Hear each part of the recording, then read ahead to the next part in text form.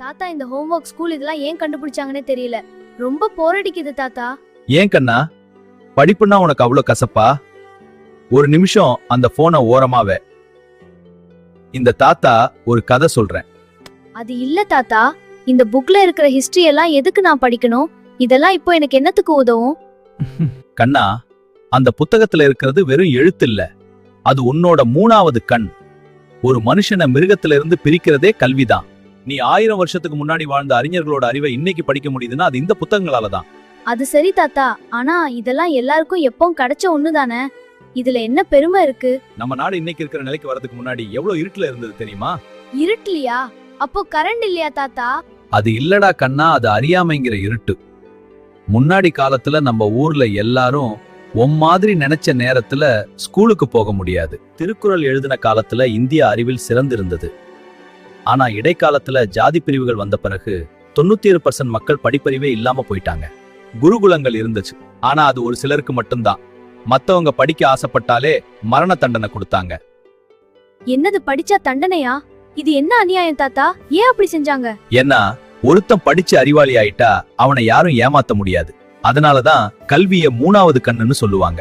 அப்போலாம் சூரிய கிரகணம் வந்தா ஒரு பெரிய பாம்பு சூரியனை முழுங்குதுன்னு எல்லாரும் பயந்து நடுங்குவாங்களாம். அப்புறம் மேற்கத்திய அறிவியல் கல்வி வந்த பிறகுதான் அது வெறும் நிழல் விளையாட்டுன்னு மக்களுக்கு புரிஞ்சது. ஓ, அப்போ அந்த படிப்பு நமக்கு எப்படி கிடைச்சது தாத்தா? சொல்றேன் கேளு. அந்த காலத்துல எளிய மக்கள் படிச்சா குடும்பத்துக்கு ஆகாதுன்னு பொய் சொல்லி பயமுறுத்தினாங்க. ஆனா இதே நிலைதான் ஐரோப்பாவிலும் இருந்தது. அங்க ஜாதி இல்ல, ஆனா ஏழ்மை இருந்தது. ஆக்ஸ்போர்ட், கேம்பிரிட்ஜ்னு பெரிய இடத்துல மட்டும்தான் படிப்பு இருந்தது.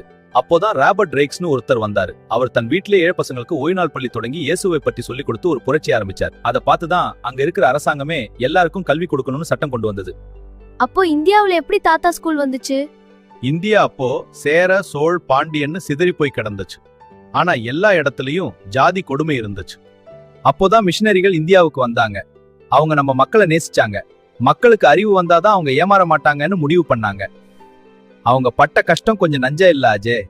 என்ன கஷ்டம் தாத்தா? முதல்ல அவங்க நம்ம மொழியை படிக்க பல வருஷம் செலவு பண்ணாங்க. அப்புறம் அவங்க சொந்த பணத்தையும் நண்பர்கள் கொடுத்த பணத்தையும் வச்சு பள்ளிக்கூடங்களை ஆரம்பிச்சாங்க. தாழ்ந்த ஜாதி மக்களுக்கு பாடம் சொல்லி கொடுக்கறாங்கன்னு தெரிஞ்சதும் பெரிய ஜாதிக்காரங்க அவங்களுக்கு ஏகப்பட்ட தொல்லை கொடுத்தாங்க. அதையெல்லாம் சகிச்சுக்கிட்டு தான் அவங்க பள்ளிகளை திறந்தாங்க. அவங்களுக்கு ஏன் தாத்தா நம்ம மேல இவ்வளவு அக்கறை? அவங்க நாட்டிலேயே இருந்திருக்கலாமே. அன்புதான் காரணம் கண்ணா. அவங்க சொந்த பணத்தை செலவு பண்ணி சில நேரம் சாப்பாட்டுக்கே கஷ்டப்பட்டு தான் இன்னைக்கு நீ பாக்குற பெரிய பெரிய பள்ளிக்கூடங்களை கட்டினாங்க. அவங்க கட்டின பள்ளிகள் இப்போ இருக்கா தாத்தா?